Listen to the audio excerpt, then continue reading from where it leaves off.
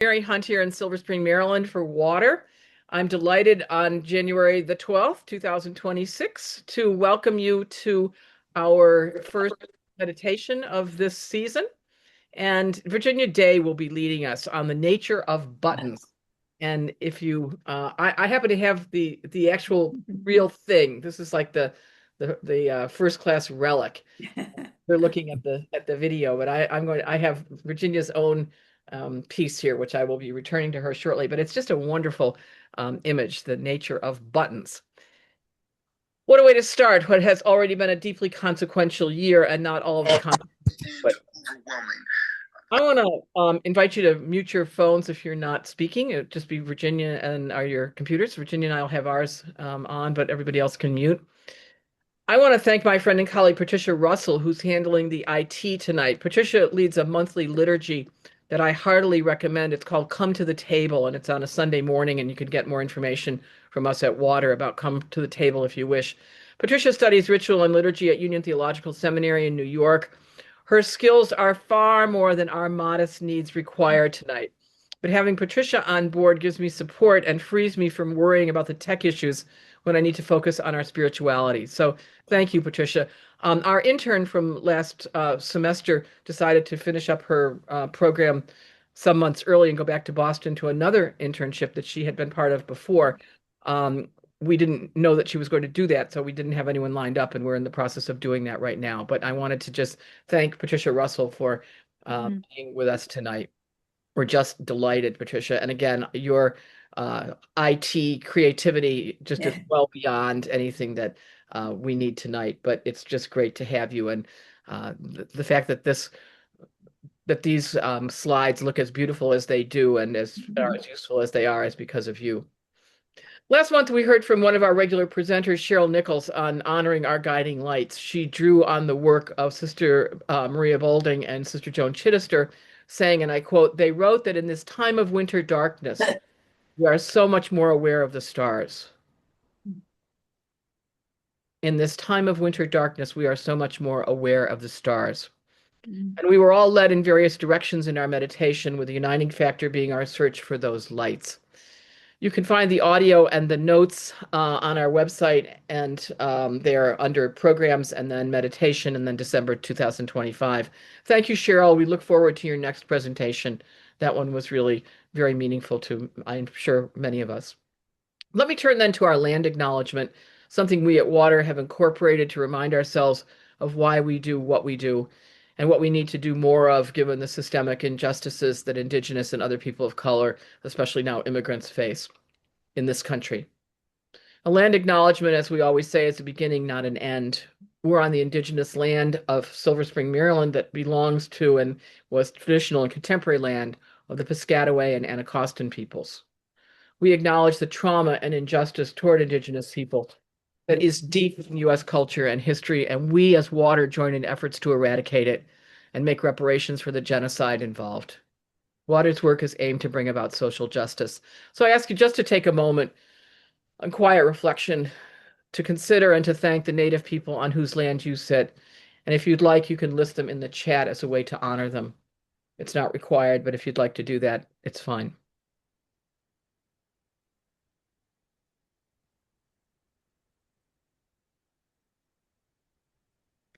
And as we begin our contemplative time, I invite us to take a moment to hold in our hearts the pressing problems of the day, particularly the takeover of Venezuela, the murder of Renee Nicole Good, and so many other violations of human and species rights around the globe, mainly led right here by people in Washington, D.C. Let us take a moment.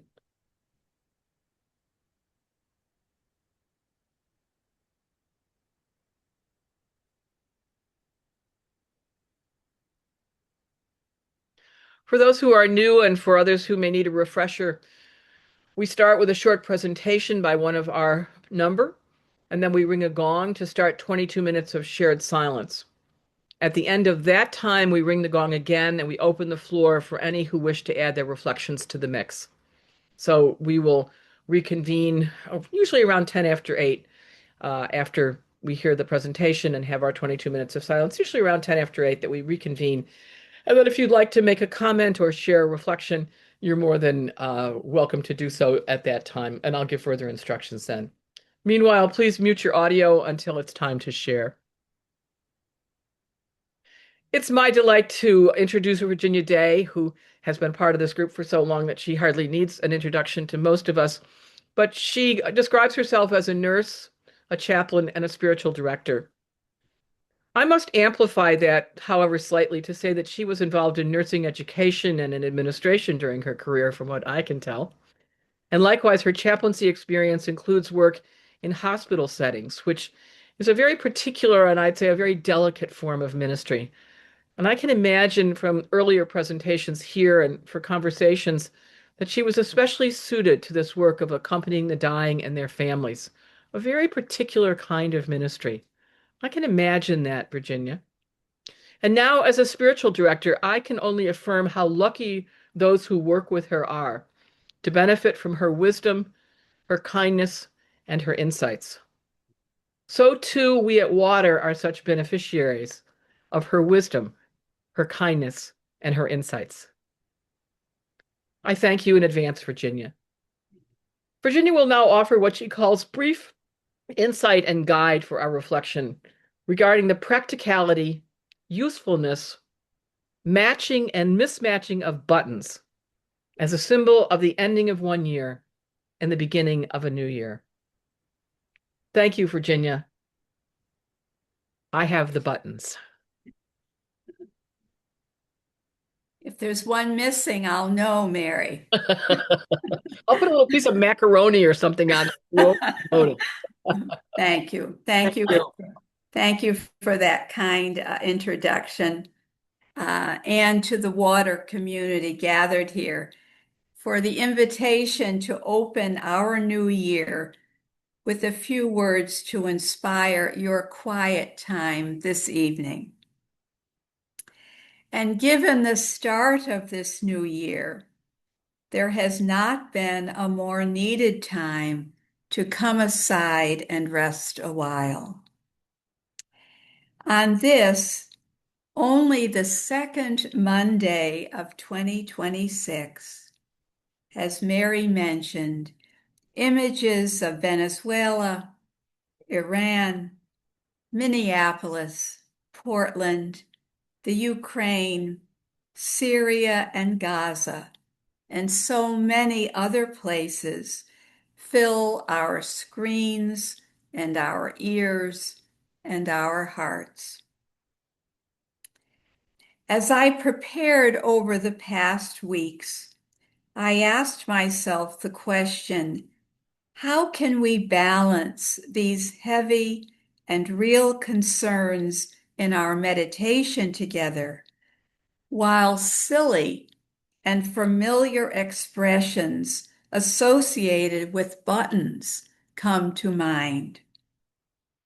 For example, you may wonder about the choice of the topic and even recited in your mind certain phrases like cute as a button, button your lip, he or she buttonholed me in the elevator, or a colleague not having all one's buttons. You might even think that about me, the presenter. I offer a little history of tonight's choice. Several years ago, I received a card, the one that Mary showed you, and you'll see it again. That's the real thing. The cover of which you are viewing. And it featured real buttons in 3D, colorfully arranged in various sizes and shapes. I was immediately drawn to the colors and the uniqueness of something so ordinary and necessary. And I thought to myself, I can use this one day. Thus, the origin of the theme for tonight, the nature of buttons. Like a teacher or a good homilist, I'll summarize the themes or points of this brief introduction that might be helpful to your quiet time. Point number 1, pay attention to what draws you. Little did I know, after several years and multiple moves, the image of the multicolored card and its symbolism did find its use tonight.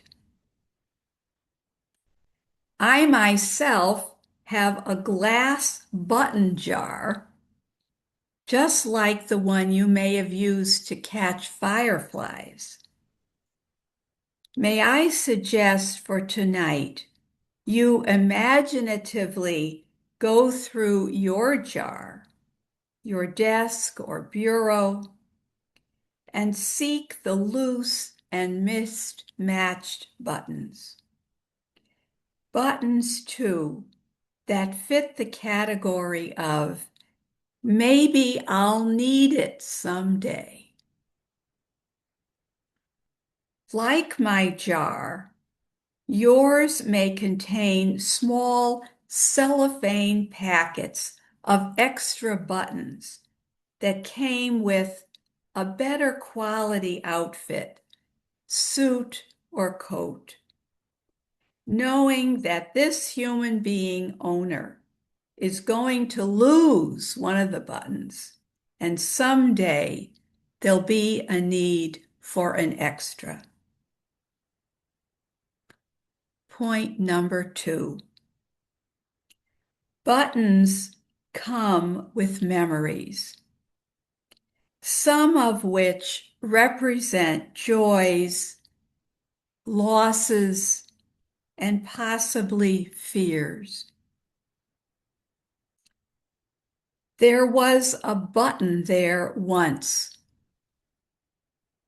I wore that outfit when, for example, a satin-covered tiny button of a wedding dress,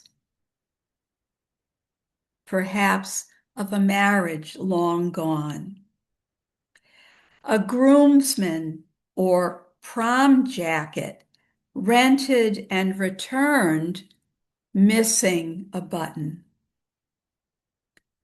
a blouse or shirt button from the first day on the job, or maybe the last one, a black or gray dress button worn to a funeral service. We have not spoken yet, or nor do we see on our visual display of buttons samples of brass buttons that today have come to represent authority, and in our present day generate fear. Point number 3. Someone somewhere bent over high or low-tech equipment and stitched that button in place. Perhaps to them, we owe a word of gratitude somewhere in this world. Point number 4. Buttons accommodate and command adjustments to be made.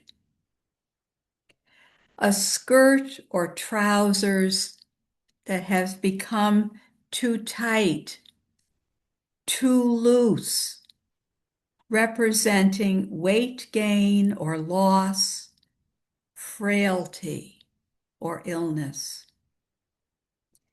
Each of these require an accommodation, an adjustment, a demand for moving the button. Or another example of adjustment. A day may come when disabled or aging fingers make buttons impossible, and only snaps, zippers, and Velcro will have to do.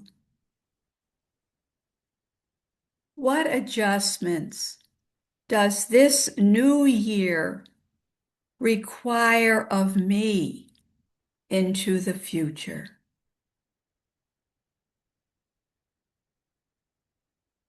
As I conclude, earlier I introduced this year's reflection with the profound concerns of our world, as did Mary. You may ask, how is it possible to connect notions about a collection of buttons to the concerns that weigh on our hearts this night? Sitting here tonight and in the minutes of silence that have been given ours to follow, are we not a collective not unlike the buttons? Beyond just appearances, buttons and dressing make possible our preparation for the day and how and where we show up in our writing, in our protesting, in our working, and in our being present. So I suggest, and with Mary's help,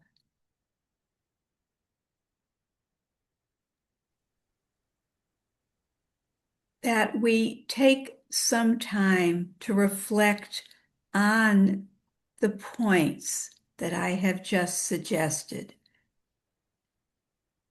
with one more, and that is, with whom and how in the coming days do I choose to gather, to address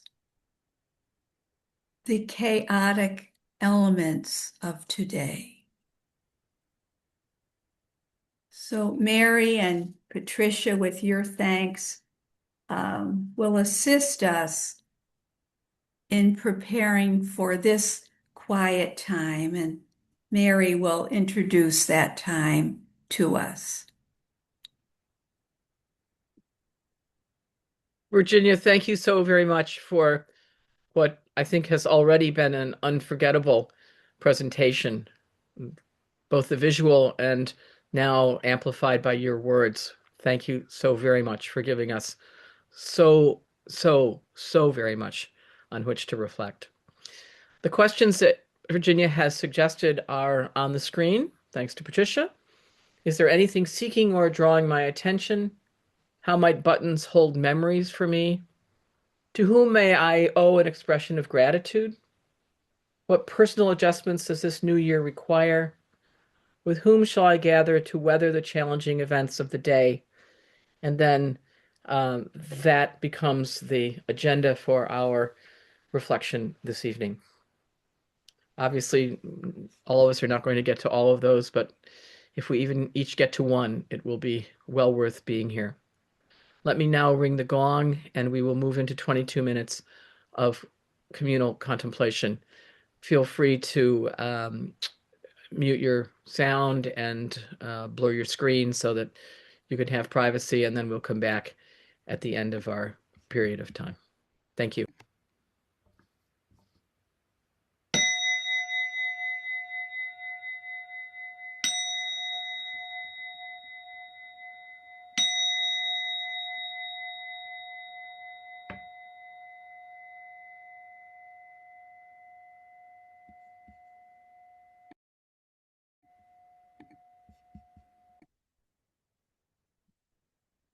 Special thanks to Virginia Day for the buttons.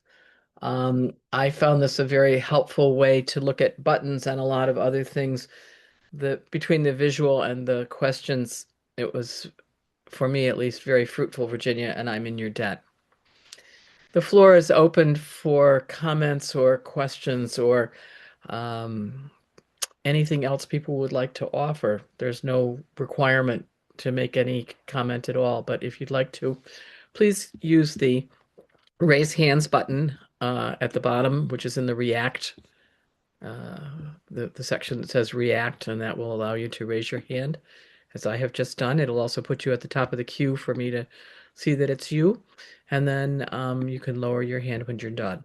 And please unmute yourself when it's your turn to talk. I'll just call people by name, and then feel free to say a word about who you are, just so that we get a better sense of who's with us tonight.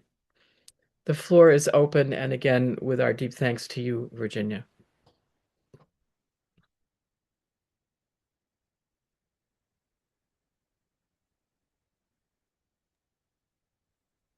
Cheryl Nichols. Uh, you saw me on mute, huh? Oh, maybe it's you weren't raising your hand. Okay. No, I was going to raise my hand, yes. Well, Virginia, I was almost answering all the points, and that was not my intent. But the first thing I did was go to my dresser to see, are there any of those unmatched buttons floating around? I had a whole can of them, not unlike your jar, not near as big. But when I moved bedrooms from upstairs to downstairs, they went. But do you know, I just found 8 little individual unmatched, well, no, I have a set and 6 unmatched buttons. But I loved the heart shape. I don't know if you sent the heart shape or if Mary designed that, Oh, but Cheryl, please. How long have you known me? oh, who knows, Mary? All your free time. Um, Genuine thing. the first thing that took my attention was the beautiful design of these unmatched buttons that formed the heart. And isn't that what community is? That we're all individuals. We're like snowflakes, not, 2 of us are the same, not even twins. And yet, in a community, as you mentioned, the water community, whatever our social communities, religious, work communities, families, that if we're given to that group and feel we grow in that group, that's that's the purpose. That's really that heart expressed to me what community can do for us. But the second thing was memory. My grandmother showed me how to put a button on when I was like 9 years old, 8 years old, and that was way back when, way back. And I immediately tied it with your last point. Who helps me weather these days? I have on my wall my cloud of witnesses, mostly family members, but women of faith, a spiritual director who died many, many years ago, but who was so important in my life. And in the morning, I just pray that these women of faith, women and men, I have my 2 grandfathers up there, help me discern how to move through this day. That's all I can pray about is today. So thank you for evoking all of that. I always appreciate what you do, Virginia. I always look forward to it. Thank you. Thank you. Thank you, Cheryl. Yep. Well, I just had to run and get my button box, put my hands in it. And I've got a huge one. I just got to show you because it it's actually an old fruitcake tin. that I don't know where I got it, but whatever. But my meditation was putting my hands in it. Like they go all the way down there. It's like 3 inches deep.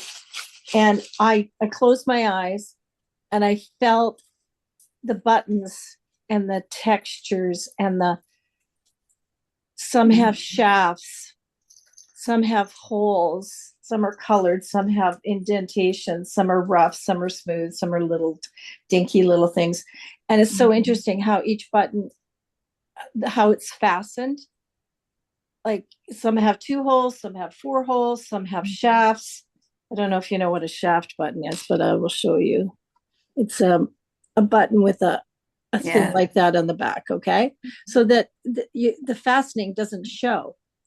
So this is so much like, I mean, different people, right? It's like such a metaphor for our friends. And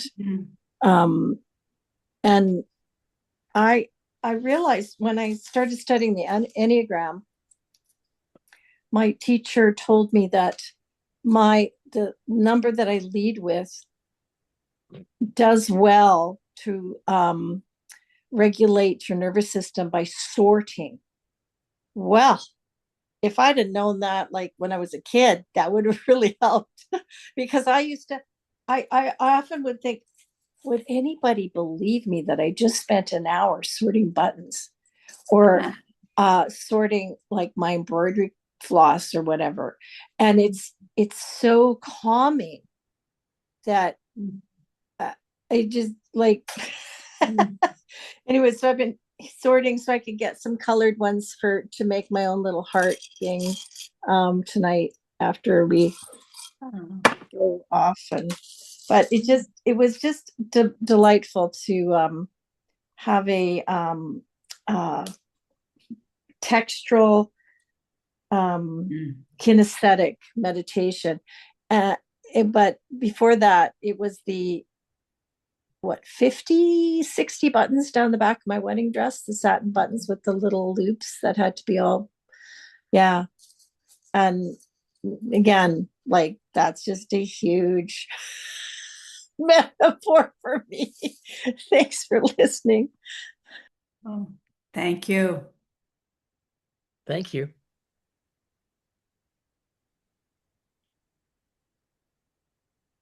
The floor is open. Yes, please go ahead, Maureen.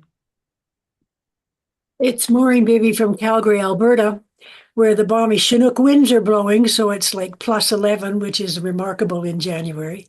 And when we meet in small groups like this, it feels like an upper room experience. So when you ask, with whom do we weather these days? It makes me teary because I weather them with you. Thank you for gathering. And I also am blessed to have several Roman Catholic women priests in our southern part of Alberta, and they very much help us weather these days. Amen. Thank you. Thank you. You speak for all of us, Maureen. Thank you.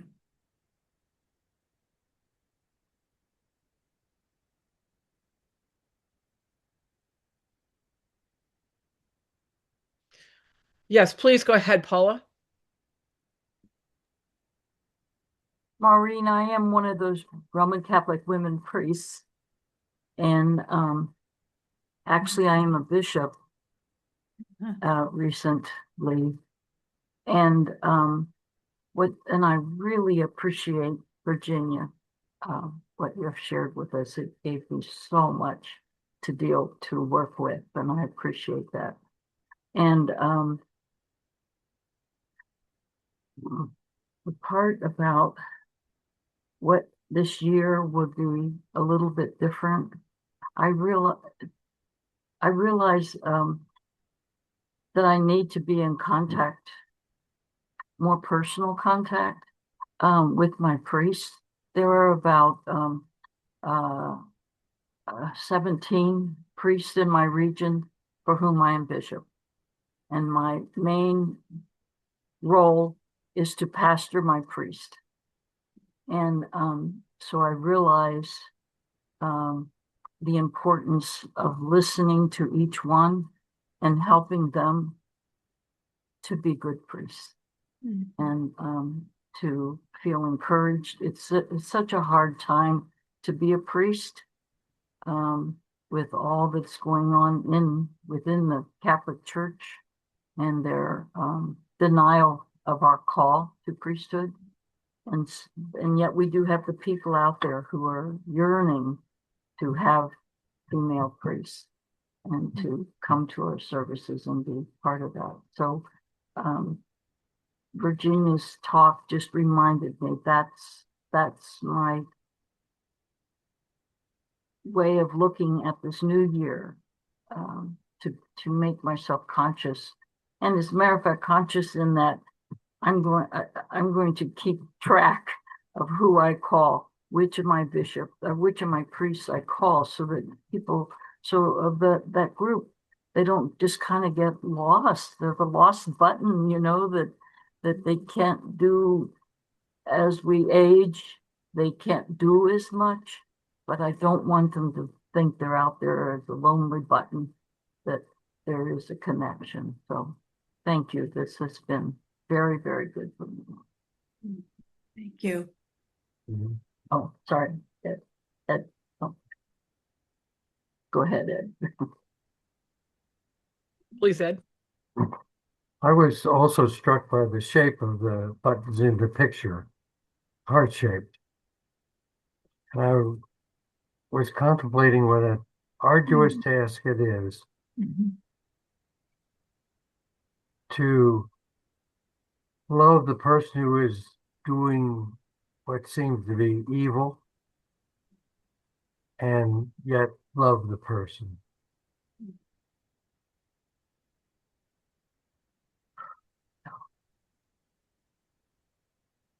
Thank you. Yes.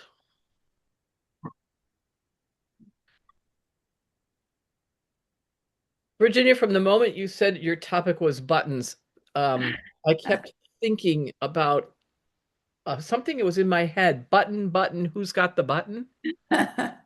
And I hadn't thought about that in probably 50 years, if not 60.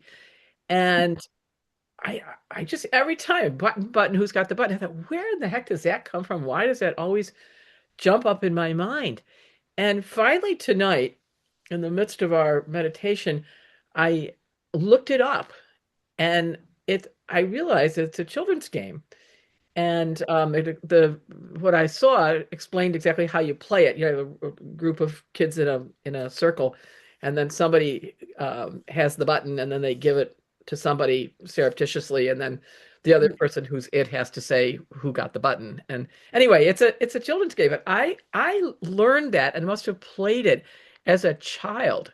So that would have been 70 years ago, from with my grandmother. Now, things come back to you in that sense, but what a wonderful memory. Button, but it was stuck there in a trivial way in a certain sense. But I can't thank you enough for bringing that to surface for me. Really very, in some ways, very trivial in comparison to some other things people have said, but so important to me. Thank you. Button, who's got the button? And just watch now you can see a video. I never saw a video of it. Now you can see a video of children playing this game. It's so much fun. That's great. But I'm sure it was my mother's mother who taught us that. So interesting. Brad, you'd be next. Unmute, please, Brad. Yeah, okay. I didn't say much.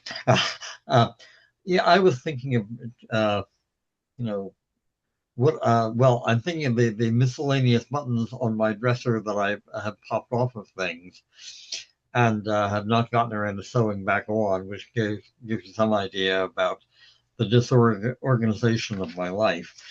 But what I really thought of was probably the most significant buttons in my possession right now that I can think of are the buttons on the fly of my Levi 501 jeans. These are, I mean, they're a pretentiously historical sort of thing of buttons, button fly, but also the Levi 501s were like the iconic dress of the gay male community, especially in San Francisco. And I came in the sort of the latter half of that, not in San Francisco, but elsewhere. This is the generation of coming out, gay rights, AIDS, um, figuring out, even looking towards marriages, uh, trying to, and sitting on and arguing on endless church committees and things and all that struggle, all that fight, all that victory, and all that huge history. It's just such a privilege. That is symbolize the buttons on my fly symbolize my membership in a royal priesthood. Mm. That and then now that's not personal. How then the question then is how do I pipe those great riches down to an individual level? How can I help other people with that experience, that knowledge, and that uh, that sense of honor and exaltation that I get from that? How can I help? How can that help other people? That's my next challenge. Thanks so very much. Yeah, those were important times, hard times too, but important times. Thank you for sharing that. Anybody else before we close out here? This was so rich, Virginia. I don't want to cut off anyone who might wish to speak, but we always leave the Zoom open afterwards in case.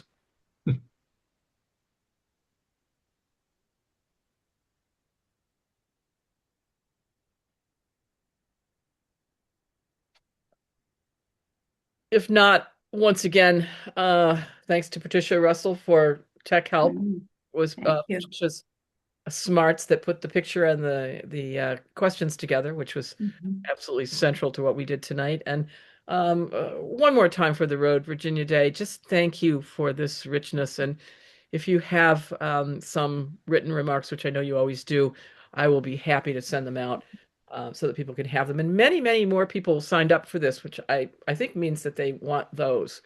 We usually get at what we always at tonight, at least more than twice the number of people who sign up than come.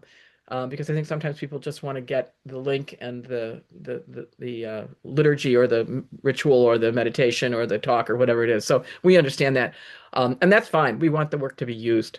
It doesn't matter how. But I will be happy to send that out and be delighted to put it with the video and let your good word on this spread far and wide. Thank you.